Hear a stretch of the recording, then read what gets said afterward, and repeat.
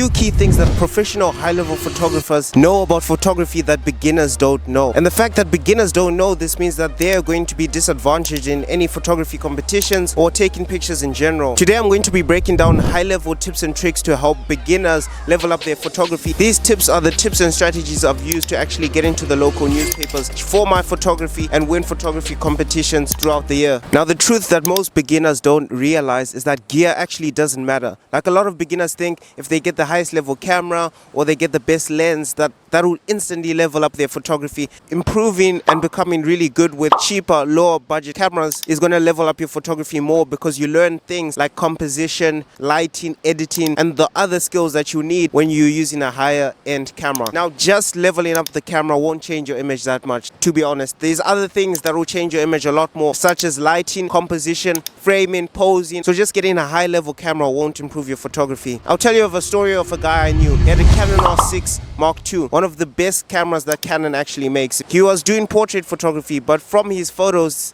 they didn't look that good. They didn't look that high quality. Now, the camera he's using is about $2,000 to buy right now, and the Canon I was using is about $500, the Canon M50 Mark II. And the photos I was getting just looked better, to the point where he actually had to come and ask me, you know, what's your camera setup? And then when I showed him that I was using this $500 Canon M50, he looked quite disappointed. And the reason he was disappointed was he's wasted his money on a really expensive camera, thinking that's what's going to level up his photography. But no, just having an expensive camera won't level up your photography instantly. You need to learn the core fundamentals of photography before you just buy an expensive camera. If you don't know how to edit properly, then buying an expensive camera won't fix that mistake. You have to get a decent level camera and become the absolute best at that camera. And then when you become really good and level up, and then you have the license to get a more expensive camera. Now, the next core fundamental is utilizing lighting. Now, I want you to backlight more of your images. If you're an absolute beginner, you probably hear the word backlight and probably look confused, because all the dads, everyone in your family probably tells you, no, the sun has to be in front of your subject and the sun has to be your main source of light. But no, let me tell you, backlighting your photos, especially during golden hour, is what's gonna get you high level images. When you backlight your photos, just gives a whole different, more cinematic, more lifetime tone to your images, because the sun can be used as a rim light here to light it here. And you must understand that golden hour is one of the best times to shoot. Golden hour is the first hour in the morning and the last hour of the day before the sun sets. This is when the colors of the sun just look the best. They look almost orangey. The sun is low in the sky. It's not too bright. That's when you have to shoot backlit. And this is when backlit photos actually look better. It will look better if you shoot backlit at golden hour than if you shoot frontlit. So start utilizing backlit images. And don't listen to those guys who don't know much about photography who tell you backlit photos are nonsense. No. Backlit photos are the way to go, and you have to start taking more backlit photos. It will just give a whole different look and feel to your images that you won't be able to achieve shooting any other way. Now, I want you to start editing your photos as a beginner, but the truth is that over editing your photos is literally disgusting. And this is the mistake that most beginners make, is they edit their photos way too much, thinking that the more edited their photos are and look means the better their photos are. They make the mistake of over editing their photos. They go to the saturation slider, put it all the way, they boost the contrast all the way, they boost the texture all the way, and your photo just looks nasty and it looks like a beginner. That's how you stand out as a beginner, is if you over edit. With editing, less is more. The goal of editing is to enhance the photo, not change the image. Beginners try and change the image with the editing, but no, the goal of editing is to enhance the photos. So start editing, but instead of doing these harsh creative type edits, try a more gentler approach with your editing. Bokeh doesn't matter. This might be a tough pill for some of you guys to swallow, but bokeh doesn't just make an image better automatically every single time. Sometimes some images just look better if they don't have bokeh. You don't have to blow out the background every single time. Bokeh itself isn't what makes an image better. So yes, if you do portrait photography or a whole bunch of genres of photography, then yes, bokeh might add an element that will make your photo better. But there's certain times where you just mustn't shoot at a wide open aperture. Some people buy the 50mm or 35mm f1.8 and then all they shoot at is at f1.8 with that lens. Just because your lens can get to f1.8 doesn't mean you should use it at f1.8 every single time. And the truth is, your lens's performance is at its worst when the aperture is wide open, because you're pushing the lens to its absolute extreme. So I want you to to start using your 50mm f1.8 at f2.8, at f3.5, even at f4 sometimes, depending on what kind of photography you do. The truth is that if you're doing stuff like detailed or macro photography, you don't have to shoot wide open. If you're doing landscape photography, you don't have to shoot wide open. You can shoot at f4, f5.6, f8. You don't have to shoot wide open. RAW is king. Literally, when you edit in RAW, you just have a lot more flexibility in post to edit afterwards.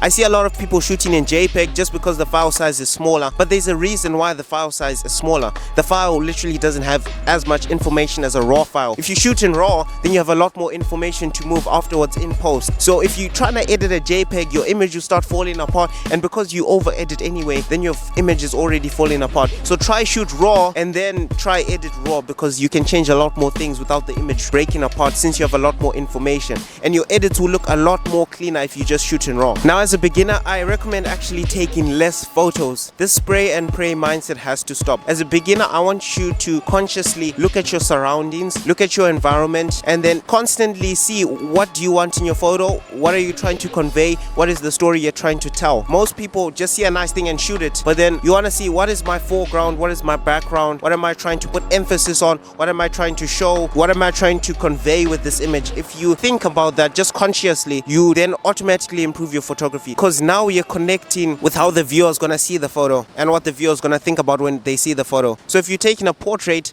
I want you to look at your model and see what you're trying to convey with this model, and then change the pose based on what you're trying to convey. Don't just shoot. If you're doing landscape photography, see what am I trying to get in my frame, what am I trying to convey, what am I trying to see. If you take at least 10 to 30 seconds to just think about that before you take the photo, your photo is going to guaranteed be way better than if you just see a nice thing and shoot it. That's what most beginners do. They just shoot as many pictures. They think the more pictures they shoot, the better the photo. Story is king. The story you're trying to convey with an image is way more important than the actual resolution of an image, like the actual quality of an image. So the real quality of an image is actually the story you're trying to convey. There's been guys who take photos that don't even look that visually appealing, but because of the story of the photo and what they're trying to convey with the photo, they win the whole photography contest. That's been the difference between winning a photography contest and just being an average player, is just thinking about the story. So as a beginner, I want you to start putting that in mind. If you want to win photography contests, if you want to just get better photos overall,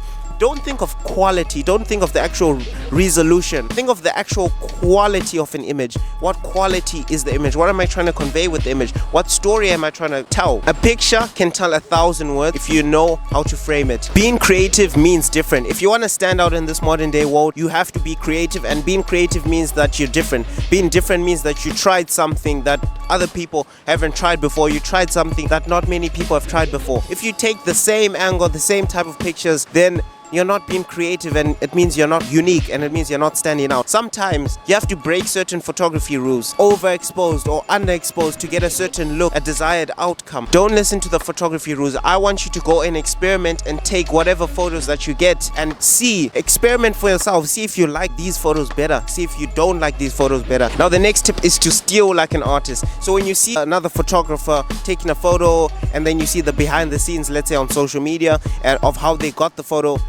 implement those tips to get a similar photo, but don't just copy and paste. Implement those tips and apply your own change, your own source to it. Now you've stolen like an artist. Now you haven't just taken the idea and outright copied it. Now you've actually improved on the idea and gotten a better photo than the photo that was first taken. So I want you to steal like an artist, in the sense that you get that photo, you get the idea, but then you add your own twist to it and get a better photo based on that first idea. Now as a beginner, I want you to use the screen of the camera more often. Don't just use the viewfinder, because the viewfinder actually limits you to what kind of angles and perspectives you can get. Think of it, you can't just, you can lie on the floor with the viewfinder, but most people aren't going to do that. And plus, you can't really get a really high angle if you're using the viewfinder. So don't just look through the viewfinder. You're literally limiting yourself. Use the screen, because the screen can bend and twist and articulate. Hopefully you have a camera with an articulating screen, but use the screen, bend the screen in a different way. Go at a lower angle. It's easy to go at a low angle if you can turn the screen.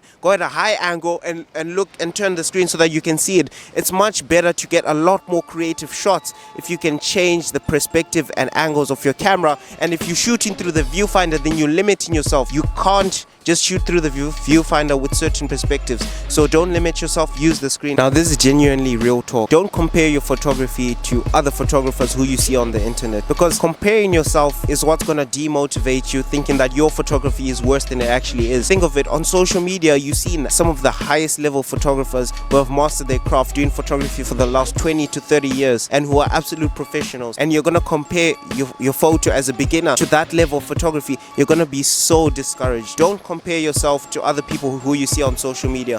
Rather learn from them, but don't compare yourself, because you're only going to create more heartache for yourself, and you're only going to hurt yourself even more if you do it like that. I want you to understand your camera. I want you to learn your camera. Learn what this dial does, learn what that dial does, learn what the lens does, learn what different apertures does, learn your menu system. I want you to learn every single aspect of your camera, because this will mean that you're not limited by what you know, because you know all aspects of your camera. It means you're not limited anymore. You have unlimited flexibility because you know what your camera can do. Now I want you to critique your work. I want you to genuinely be honest. Look at your work and say, all right, how good is it? When you critique your work and you can actually see where you can improve upon your work, it actually creates a pathway in your brain for you to be able to improve upon your work. But if you don't critique your work and you see your work as already perfect or already great, then it means that you won't be able to create that pathway necessary for you to improve, because you already see your work as perfect. So how can you improve something that's perfect? So you have to critique your work, be honest with yourself, and see where your work is lacking. Now the last tip I want to end this video with is that practice makes perfect. Make it a mission to shoot something, whether it's with your phone, whether it's with your camera.